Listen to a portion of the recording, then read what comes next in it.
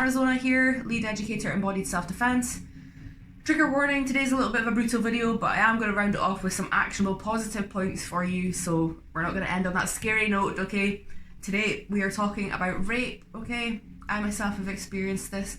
I'm also chairperson of my local rape crisis centre, and I'm a domestic abuse worker. Obviously I work in this role too, so I'm exposed to a lot of people's stories about sexual abuse. So, kind of why I want to raise this, I'm doing a bit of a Mythbuster thing today because I spoke to someone over the weekend who was speaking about rape defence, and they'd been offered a suggestion, or maybe they offered someone else a suggestion about how to prevent rape. And basically the kind of suggestion, the supposed self-defense prevention of rape method was to try and be as gross as possible. So try to pee yourself, or try to throw up, or, you know, if you're a female or a person who experiences periods, say that you're on your period or something like that, whatever it is, or say you got the shits, doesn't matter. So that was kind of the suggestion. But what I want to say is that suggestion really is part of a big misconception about what rape actually is, okay? Rape is not something sexy.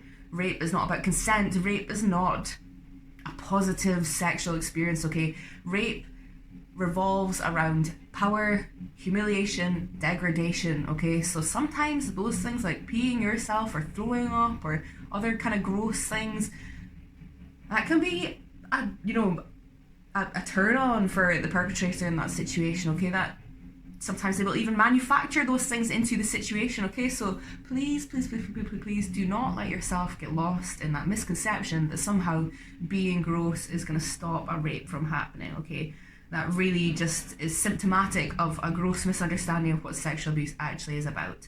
So again, that was super brutal. Sorry to say all those things. Sorry to bring that up on your newsfeed. But here comes the positive part, okay? Here's what we can do about it, okay? So, here's a real rape defense, okay? First thing I want to say is, the earlier we can prevent it, the better, okay? I'm not going to come on this video and say to you, okay, rape defense, let's do an armbar from close guard and triangle the person or something, you know, like do some jiu-jitsu move. That is way too late. So late, okay? Maybe if it was like a stranger danger situation, if someone jumped out of a bush and did that to you, maybe in those situations that would be a possibly plausible answer. But the truth is that the majority of these experiences will happen by a person that we know, okay?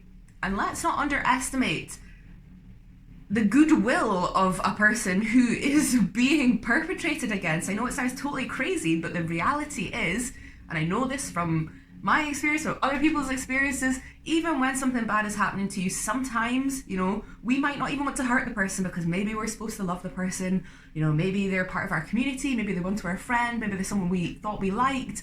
Okay, so again, like physical responses, that is like the last possible thing that I would recommend to a person when it comes to rape defense, okay? So here's some actual actionable things we can do early on, okay? The number one thing that I want to bring up, I've got two things I'm going to offer you. They're not the only answers, but two answers for this video. So number one, great book, amazing book, Waking the Tiger by Peter A. Levine, okay? This book is a really good introduction to gut instinct, connecting to the voice of the body, okay? Which is a really important thing for us when it comes to self-defense. The body has an amazing, an incredible, really underrated power to detect danger, okay? This is built into us. This is our DNA. This is honed over thousands and thousands of years of human evolution. We humans are actually very good at detecting danger, but it's our cultural conditioning that gets in the way of us validating those signals that we get from our body. So part of this book, actually, and it's not actually intended for self-defense, it's more about trauma recovery, but the kind of lessons from this book can be taken into self-defense, okay? So there's some practices inside this book about how we can actually connect to the voice of our body and actually learn to hear that, and therefore build a relationship with it, and then gradually over time build more trust in that.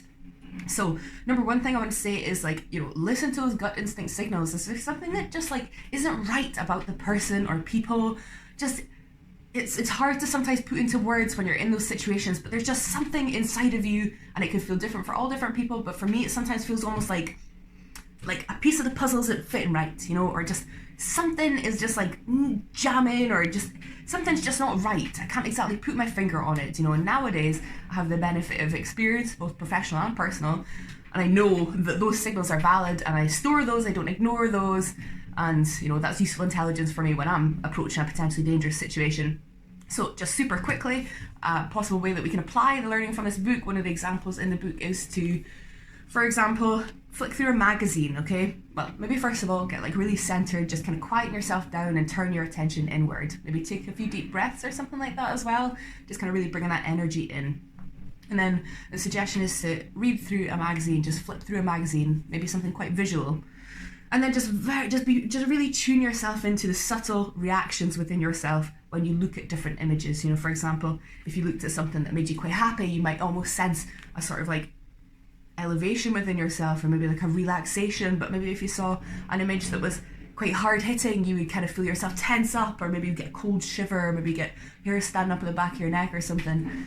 So that's just one tiny example of how you can become more familiar with the voice of your body, with your gut instinct. There's obviously so much more that we can do with that, but just for the sake of this tiny little video, I'm just going to give that tip of the iceberg example. And then the second one that I want to bring up is a very good book by a good friend of mine, Sean Stark. This is A Guerrilla Guide to Avoiding Sexual Violence. So the key thing is in the title, okay? Avoiding. The number one way that we don't get raped is by avoiding situations where we can get raped, okay? And that's very easy to say on the surface, of course. You know, nobody knows, or very few people know they're going to get raped before it happens, unless obviously it's been happening for a while. So the thing is really about kind of combining that gut instinct, okay? I'm getting weird signals about this person or these people, so when I go into situations, I'm just avoiding as much as possible situations where I'm going to be isolated, or where you might be isolated by yourself. Because in order to do that to a person, they need to be kind of at a strategic disadvantage almost, and being by yourself alone is obviously the perfect time to capitalize on that disadvantage.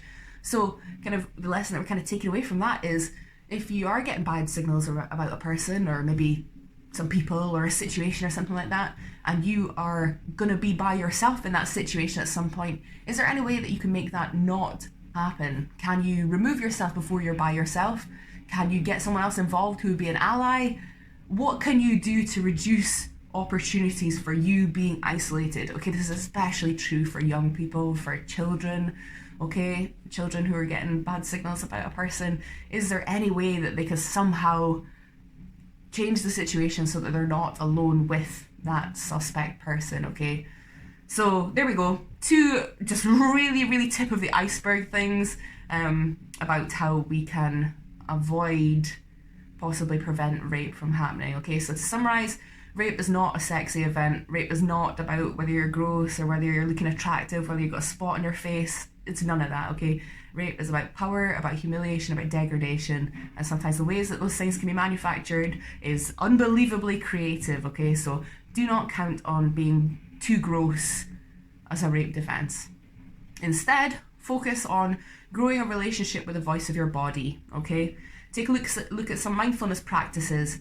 Google the word interoception. Interoception. That's just a fancy word for internal sensory awareness, another fancy word for gut instinct, okay? There's actually a lot of useful stuff out there about how you can grow that, okay? And that's something that obviously we massively focus on at Embodied Self-Defense, because we acknowledge that not everyone can use their physical body to defend themselves, because not everyone is fit and strong and capable. So, you know, those really kind of early prevention strategies are really good to focus a lot of your energy on, okay? And then the second thing as well is about avoidance, avoiding being alone with the people, with that person.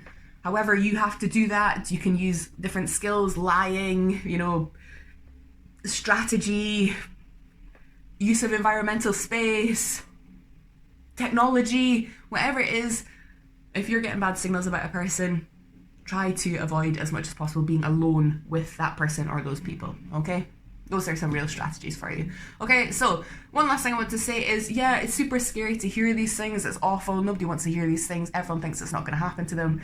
But the statistics say that there is a high chance it could possibly happen, okay? So let's not live in a world of denial, because that's actually the more scary reality, is pretending something's not going to happen, and then when it potentially does actually happen, or you're faced with something like that, or maybe it happens to someone else, suddenly the world falls apart, okay? And it's, you know, what can you trust anymore? The world's become an unsafe place. Instead, kind of what we focus on is, okay, I accept that this is a possibility.